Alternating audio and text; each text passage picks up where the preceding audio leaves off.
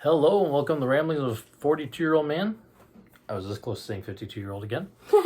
Chris Smith here with you again, and David Smith is here with me. Hello. And this is going to conclude our draft coverage. So yeah, so you guys now wanting to see football, you're almost done. We have one more day. Almost there. All right, so yesterday was the last day of the draft. Went through rounds 4 through 7. Texans made 1, 2, 3, 4, 5, 6 picks. I don't remember. 6 picks? 4 picks. 5 picks. 5 picks. 5 picks. So they ended up with 9 picks on the whole draft. We started off we started off the draft with 12 picks, and we ended up making 9 of them. Every single one of them, except for C.J. Stroud, was a trade. We either traded up or traded down. They moved all over the place. And so we went into day 3 with, I think we had 7 picks. We ended up making 5 of them. So in the 4th round, when we went in, we were going to have 2 picks in the first 3 picks of the first. We were going to have number 2 and number 3 in the 4th round. We ended up trading down with 1, and then we ended up trading the other one for a future pick in next year's draft, 3rd round pick. So ended up swapping that for a pick in next year's draft, a little bit higher. So with that 4th round that we still had from trading down a little bit, we picked up Dylan Horton, who is a defensive end from TCU. From TCU. Actually, a New Mexico transfer over to TCU. There you go. Cool.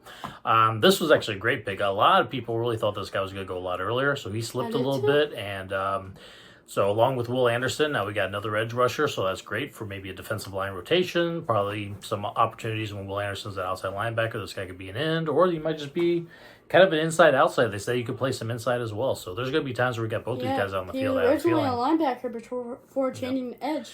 So that's a pretty solid pickup. So then that's the 4th round. We get into the 5th round, and we had another selection here, which I don't think we had a 5th round pick going into the day. So we were able to, with that trade back, I think we were able to get a 5th round pick out of the deal. And then we traded up to 169 from 172. And we were able to pick up, who did we get in the 5th? Henry Tioto. I probably said that wrong. I don't know. I think it's 2020 or Tio, something like that. He's got a really crazy last name. But he is a middle linebacker out of Alabama. Actually, I'm sorry, not middle linebacker, outside linebacker out of Alabama. No, I think he's an inside and outside. But he's going to be a weak side linebacker for the Texans is how that's going to play out. Yeah, so, definitely. Will Anderson, teammate, played next to him. Also played next to Christian Harris, who's the linebacker who's already on the Texans. So they know each other pretty well. So our defense is looking pretty Bama-like, which is not a bad thing. Crimson Tide. Look at the way Bama's defenses have been over the years. So that was a great pickup, too. That was another one that we thought could have gone quite a bit earlier, and we ended up getting him in the 5th round. So I had him going in the 2nd round in my mock. Yeah, so I'm very happy with that pick as well. So then we get into the 6th round. We had 2 picks in the 6th round. So first one we took Jarrett Patterson. Center out of Notre Dame. Yeah. So they did say it as a guard, so we probably not use him as a sub guard. I was gonna say this is our 2nd center in the draft. We got Juice Scruggs earlier. Now the good thing with Juice Scruggs and Jordan Patterson, they both have the ability to play center and guard. So there's a chance that both these guys could end up on the line at some point.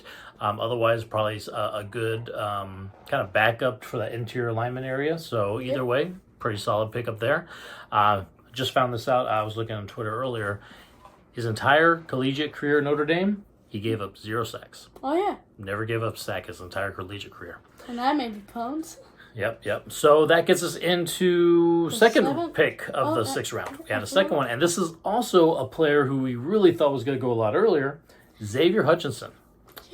Wide receiver out of Iowa State. To go with Nathaniel Dell. Go with Nathaniel Dell. Now, Xavier Hutchinson has a little bit more your typical receiver size, a little bit bigger. So he's a route runner. Yeah, definitely more. Not quite as speedy as Tank Dell, but more route running and bigger to match up against corners. So pretty solid pickup, I think. I think we could end up seeing this guy on the field pretty soon. Yeah. And that's for a 6th rounder. I mean, what the heck, to get him on the field.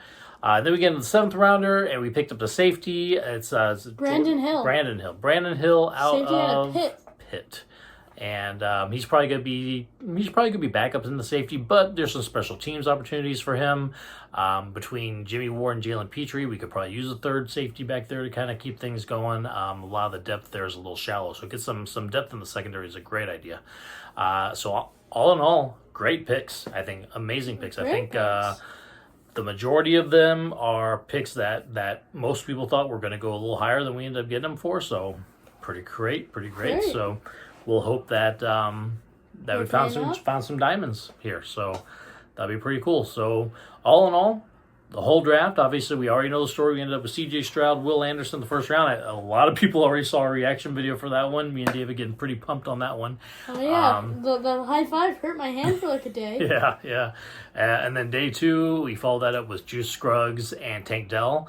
Hitting our major 4. Those were our major 4 needs that I saw going into the draft. That edge rush, wide receiver, quarterback, and center.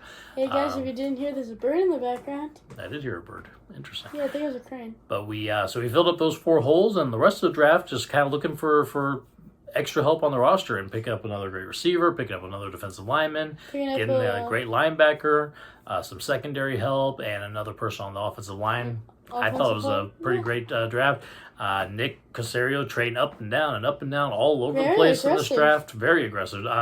A lot of trade ups, a couple trade backs as well, but the majority of them were trading up for these players that we obviously wanted for one reason or another. So hopefully he got the guys that D'Amico wanted for his team, and D'Amico will be able to coach these guys up and get on the field. OTAs will be another month from now, and then preseason all the way in August. So we'll be excited to see how things roll between now and then. Yeah, and maybe you guys will have a break from the football talk until we get to that point. I don't know, because I'll find a way to talk about football somehow. Absolutely. That being said, it was a great draft. It was a lot of fun. The first day was great. David and I were watching that, and the second day, my buddy Kyle came over and we saw some with him. And then, of course, day 3, I wasn't planning on watching the whole thing, but the thing was on. We had it on TV the entire day, the entire draft. Yeah. Katie has been sick the past couple of days. Yeah, so we haven't really been able to get out of the house. So that's how that worked. But yeah, good draft. Probably I was telling David, I think this is the best draft I've seen for the Texans, other than possibly 2006 when we had Mario Williams and D'Amico Ryans. Eric Winston, Owen Daniels. I mean, that was an amazing draft. If we get as many players out of this draft that work out as well as that did, this is definitely the number 1 draft. But that 2006 was pretty great. Yeah. All right. So that being said, this is our end of our draft season for 2023. We'll see. Tomorrow you're doing draft day review with Cal. Okay. Right? Speaking of draft, we will have one more draft video, but it will not be about football. It'll be about a movie, the movie draft day with Kevin Costner. Kyle and I are going to talk about that one. Possibly tomorrow. We'll make sure that works out the way it is with the sick people in the house. We'll see how that goes. But yeah, it's been a fun weekend. A lot of fun. Yeah. So that is David and me signing off, and we'll talk to you soon. Peace out.